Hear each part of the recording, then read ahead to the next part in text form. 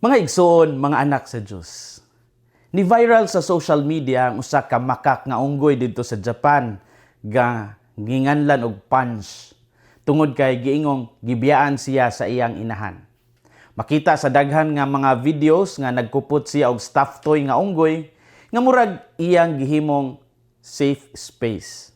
Daghang mga tao sa tibuok kalibutan nakarelate sa iyang nahiaguman. Ang gagmay niyang mga kamot nga nagkupot sa dulaan, murag simbolo sa panginahanglan sa kahupayan.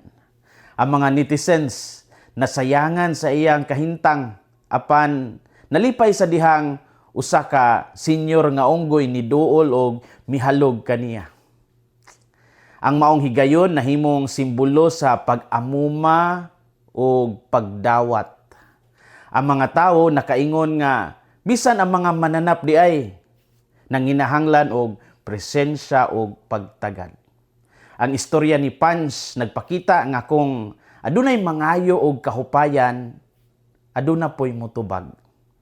Ang iyang paghawid sa dulaan nagpakita sa tinguha nga dili siya unta gadzud mag-inusara.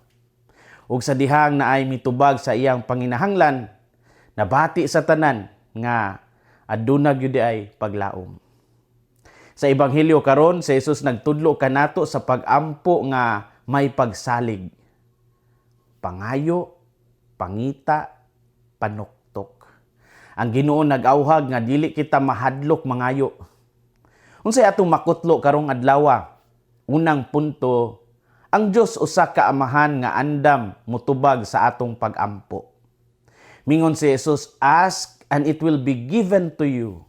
Seek and you will find. Knock and it will be opened to you. Matthew 7:7. Sa binisaya, pangayo og kamo pagahatagan. Pangita og kamo makakaplag. Panuktok og kamo pagaabrihan. Kini nga mga pulong dili lang pahinumdom kundi saad. Ang Dios dili bungol sa atong tingog. Kung kita nga ginikanan kahibalo mo hatag og maayong butang sa atong mga anak, unsa pa kaha ang amahan sa langit. Ang Koresma panahon sa pagpalawom sa atong pagsalig sa amahan.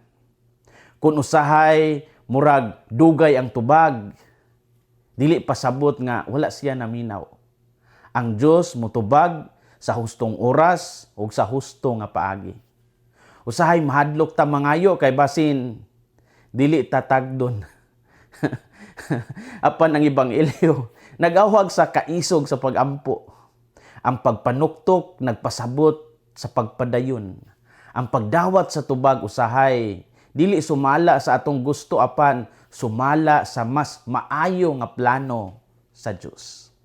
Ang Dios usa ka amahan nga andam mutubag sa atong pag-ampo. Ikaduhang punto, ang pagdawat sa gugma sa amahan mag-agad sa atong paghatag niini sa uban. Ang golden rule mao ang bunga sa tinuod nga pag-ampo.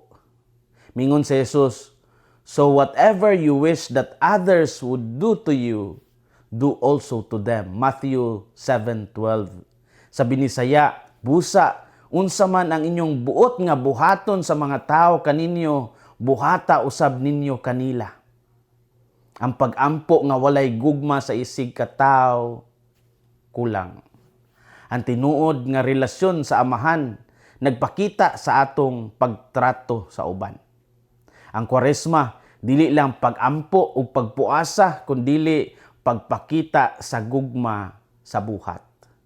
Kung gusto nato nga sabton o pasayloon, kinahanglan kita usab musabot o mupasaylo. Ang pagdawat sa gugma sa amahan mag-agad sa atong paghatag niini sa uban. Story time. Si Saint Anthony of Padua kasagarang duulon sa mga tao kung adunay mawala nga mga butang. Daghang istorya nga pinaagi sa iyang intercession. Makita pag-usab ang mga yabi, ang mga dokumento, mga personal nga butang nga nawala. Apan, labaw pa sa tanang mga pisikal nga mga butang. Gitabangan usab ni Saint Anthony of Padua ang mga taong nawad-an sa kadasig. Daghan ang nagampo kaniya sa dihang nawad-an og kalinaw sulod ang ilang kasing-kasing. Si Saint Anthony of Padua nahimong instrumento sa pagbalik sa pagtuo sa daghang mga tao. Giingon nga daghang makasasala ang nakabalik sa Dios pinaagi sa iyang pagpamulong. Ang iyang kinabuhi nagpakita nga ang tinuod nga pagpangita dili lang gyud sa mga butang nawala kundili sa nasiak, nasamdan nga relasyon nato sa Ginoo. Kung mangayo kita sa iyang pag-ampo, ginaduso niya kita padung kang Kristo.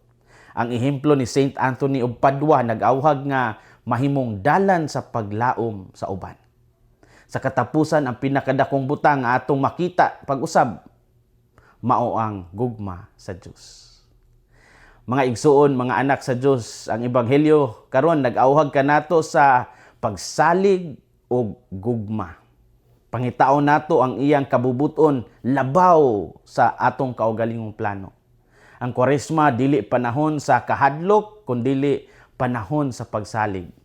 Kung nabati nimo nga nag-inusara ka, hinumdumi nga ang Amahan andam mudawat kanimo. Kung nabati nimo nga nawad-an ka og kalinaw, panuktok ug dili kaniya pasagdan. Hinaot nga ang kasing-kasing ni Kristo maghari sa atong mga kasing-kasing. Kini si Father Felmar Castrodes, Fiel SVD, ang inyong magsisibya sa maayong balita. Gikan dinhi sa Radio Veritas Asia. Hinumdumi ang kinabuhing Kristiyano, kinabuhi sa pagserbisyo.